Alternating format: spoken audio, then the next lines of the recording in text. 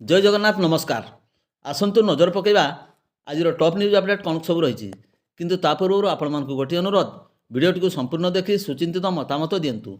जो मैंने चैनल को प्रथम कर सब्सक्राइब करूँ एवं आसुवा बेल आइकन को प्रेस करूँ जहाँफल प्रत्येक नूतन भिडियोर नोटिफिकेशन आप सर्वप्रथम पाइपर। तेज आसतु नजर पकईवा आज प्रमुख खबर गुड़िक उपर। आज प्रथम खबर मयूरभंज जिलार समस्त पुलिस थाना गत मध्यरात्रि निज निज थाना अंचल रास्तागुड़िकर अवरोध कराई ट्राफिक नियम को जोरदार लागू करा सहित चोरा कारबार को रखापी संपृक्त जानगुड़ी को तनखी कर पुलिस पक्षर 302टी जान को जांच करा बेले ट्राफिक नियम उल्लंघन पर बाइक चालक गाड़ी चालकों को मोट 4,82,000 टंका जरिमाना आदाय कही निशाशक्त हो गाड़ी चालना करुवा नहीं 9टी मामला रुजु होती तत्सहित 9टी अबकारी थाना मामला रुजु हो देशी और विदेशी मद जबत कराई बेआईन भाव बाली बोझे करुवा एक टिपर गाड़ी को जबत कराई। परवर्ती खबर करंजिया ब्लॉक दरी पंचायत मता ग्राम जिंकी सामुराई बयस 56 वर्ष दुई नातुणी पिंकी सामुराई बयस 9 वर्ष एवं खुशीराणी सामुराई 7 वर्ष को धरी गुरुवार झील घर को बाहरी थे। मतारू आसवा लक्ष्मी बस 3 जन बसते। बस बसबार किसी समय पर जिंकी शोई पड़ते। बसटी आसी करंजिया बस स्टाण्ड पहुँचा पर निदरू उठी जाइथिला। भूलवशत करंजिया पलाई आसवा पर सेमानकु कहीं अन्य जड़े एक बस रे बसाइबा फल से केन्दुझर जिला पाटणा बस स्टाण्ड पहुँच जाते। दुधियाणी पंचायत खालपड़ारे न पहुँचवा नहीं पिंकीर पुओ मुचिराम सेमानकु खोजी न पाइबारु थानार निखोज एतला दायर करथिले। पुलिस मध्य अनुसंधान पर न पाइबार समस्त थाना को खबर देथिले। शनिवार सकाळे पिंकी एवं दुई नातुणी मता ग्राम रे पहुँचवा पर पुलिस पाखे समस्त वृत्तांत कही। परवर्ती खबर बहलदा थाना अंतर्गत बड़दुंदु ग्राम रे विवाहित जड़े युवकर मृतदेह निज शाशुघर ग्राम बड़दुंदु रेडम ग्राम को जाइथिबा रास्ता निकटस्थ एक गछरे झुलंत अवस्था उद्धार कराई। बहलदा पुलिस मृतदेह को व्यवच्छेद पर रायरंगपुर पठाई। खबर मुताबक रायरंगपुर इचिंडा इलाकार रेहमान हुसैन बयस 38 वर्ष बहलदा थाना अंतर्गत बड़दुंदु ग्राम रे विवाह करने सह ससुर घरे रही आसुले। अल्प किसी दिन तले सी महाराष्ट्र पुणे महानगरी को जाई सेठारे कामधंदा करथिले। शनिवार दिन पुणेरू बड़दुंदु को फेरी हेले रविवार सकाळू तांकर झुलंता मृतदेह उद्धार कराई। एक धड़ा रंगर गामुछारे फांसी लगाई युवक जनक आत्महत्या करछंती बोली प्राथमिक तदंतरू जଣାपड़ी। व्यवच्छेद रिपोर्ट आसिबा परे मृत्युर कारण स्पष्ट हेबो बोली जणाଯାଇଛି। एने एक अपमृत्यु मामला रुजु सह बहलदा पुलिस घटनार अधिक तदंत जारी।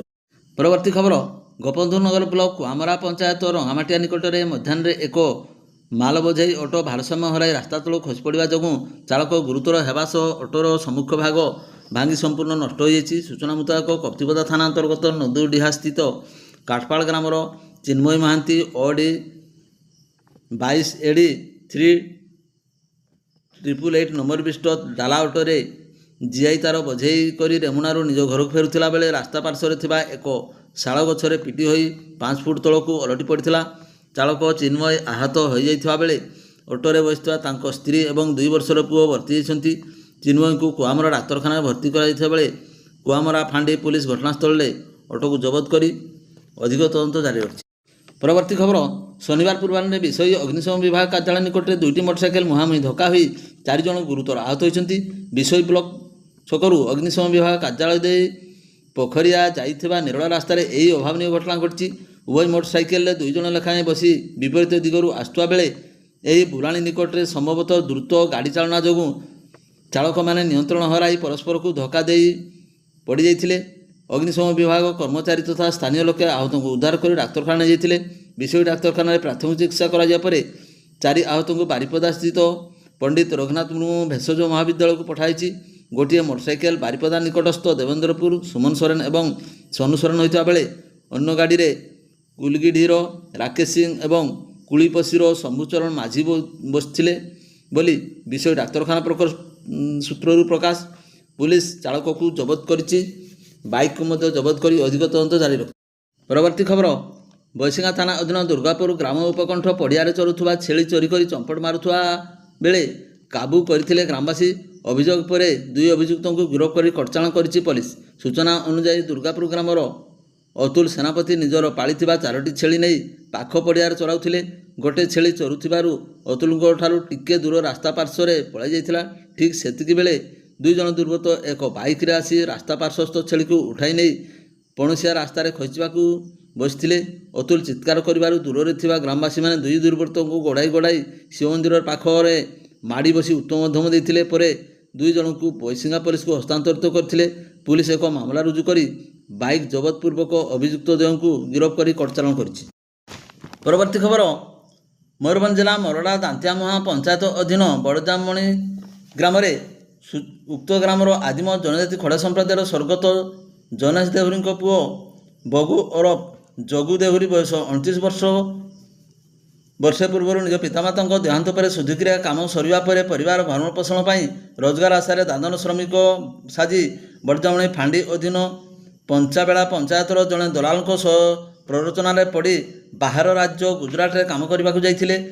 କାମକୁ ଯିବା ପୂର୍ବରୁ ପରିବାର ଲୋକଙ୍କ ସହ ତାଙ୍କର ଯୋଗାଯୋଗ ବିଚ୍ଛିନ୍ନ ହୋଇଯାଇଥିଲା। କିଛି ମାସ ପରେ ତାଙ୍କ ମାଆଙ୍କ ମଧ୍ୟ ଦେହାନ୍ତ ହୋଇଯାଇଥିଲା। ହେଲେ ନିଜ ଜନ୍ମିତ ମାଆର ଶୁଦ୍ଧକ୍ରିୟାରେ ପୁଅ ଯୋଗ ଦେଇ ନପାରି କିମ୍ବା ଘରକୁ ଅର୍ଥ ମଧ୍ୟ ପଠାଇବାରେ ଅସମର୍ଥ ହେବାବେଳେ ଘରର ଆର୍ଥିକ ପରିସ୍ଥିତି ଅସମ୍ଭାଳ ହୋଇପଡ଼ିବା ଯୋଗୁଁ ଯୋଗୁର ସ୍ତ୍ରୀ ମଙ୍ଗୁଳି ଦେହୁରୀ କହିଛନ୍ତି ତେବେ ତାଙ୍କ ସ୍ୱାମୀଙ୍କୁ ଦାଦନ ଶ୍ରମିକ ଭାବେ ଖଟେଇବାକୁ ନେଇଥିବା ଦଲାଲଙ୍କ ସହ ଯୋଗାଯୋଗ କରିବା ପରେ ସେ ଜାଣିବାକୁ ପାଇଲେ ଯେ ଗୁଜରାଟରେ ମୁରବୀ ଥାନା ଅଧୀନରେ ଥିବା ସେଣ୍ଟର ପ୍ଲସ୍ ପ୍ରାଇଭେଟ୍ ଲିମିଟେଡ୍ କମ୍ପାନୀରେ ଶ୍ରମିକ ଭାବେ ସ୍ୱାମୀ ମାସିକ 12,000 ଟଙ୍କା ମଜୁରୀରେ କାମ କରୁଛନ୍ତି। ସ୍ୱାମୀଙ୍କ ସହ କଥା ହେବାକୁ ଚାହିଁବାରୁ ଯୋଗୁ ଓରଫ ବଗୁ ଦେହୁରୀ କୁଆଡ଼େ ଅନେକ ଦିନ ଧରି ନିଖୋଜ ଥିବା କଥା ଦଲାଲ ମୁହଁରୁ ଶୁଣି ସାରିବା ପରେ ମଙ୍ଗୁଳି ନିଜକୁ ଅସହାୟ ମନେକରି ଦୁଃଖରେ ଭାଙ୍ଗି ପଡ଼ିଛନ୍ତି। ଗୋଟିଏ ପଟେ ନିଜ ହଜିଲା ସ୍ୱାମୀକୁ ଖୋଜିବାରେ ସେ ନିଜର ମଙ୍ଗୁଳି ଚିନ୍ତିତ ହୋଇପଡ଼ିଥିବା ବେଳେ ଅନ୍ୟପଟେ କାନ୍ଧରେ 3 ନାବାଳକ ପିଲାଙ୍କର ଭବିଷ୍ୟତ କଥା ଚିନ୍ତା କରି ଆଦିମ ଜନଜାତି ଖଡ଼ିଆ ସମ୍ପ୍ରଦାୟର ଅସହାୟ ଦୁଃଖୀ ମହିଳାଙ୍କ ଆଖିରୁ ନିଦ ହଜିଯାଇଛି। ଏବେ ପରିବାର କହିଲେ ମଙ୍ଗୁଳିଙ୍କର ଗୋଟିଏ 2 ବର୍ଷର ପୁଅ, ଗୋଟିଏ 15 ବର୍ଷର ନାବାଳକ ଦିଅର ଏବଂ 12 ବର୍ଷର ନାବାଳିକା ନଣନ୍ଦଙ୍କ ଲାଳନ ପାଳନ ପାଠପଢ଼ା କରିବେ କିପରି, ତା ସ୍ୱାମୀଙ୍କୁ କିପରି ଖୋଜି ଆଣି ଘରକୁ ଫେରାଇ ଆଣିବେ ସେ ନେଇ ଗ୍ରାମବାସୀଙ୍କୁ ସେ ନିଜ ଅସହାୟତା ସମ୍ପର୍କରେ ଜଣାଇଛନ୍ତି। ଗ୍ରାମବାସୀ ୱାର୍ଡ଼ ସଭ୍ୟ କାଶୀନାଥ ଦେହୁରୀ ଏବଂ ସ୍ଥାନୀୟ ସାମାଜିକ କର୍ମୀ ବ୍ରଜକିଶୋର ମହାନ୍ତ ଏହି ଅସହାୟ ଦୁଃଖୀ ମହିଳାଙ୍କର ଦୁଃଖ କଥା ଶୁଣିସାରିବା ପରେ ତାଙ୍କ ସ୍ୱାମୀଙ୍କୁ କିପରି ପ୍ରଶାସନ ଖୋଜି ବାହାର କରିବ, ଏହି ଅସହାୟ ପରିବାରକୁ ସରକାରୀ ସହାୟତା ଯୋଗାଇ ଦିଆଯାଇପାରିବ ସେ ନେଇ ଗଣମାଧ୍ୟମ ଜରିଆରେ ପ୍ରଶାସନ ଦୃଷ୍ଟି ଆକର୍ଷଣ କରିଛନ୍ତି। ଭିଡ଼ିଓଟିକୁ ଶେଷ ପର୍ଯ୍ୟନ୍ତ ଦେଖିଥିବାରୁ ଆପଣଙ୍କୁ ଅଶେଷ ଧନ୍ୟବାଦ।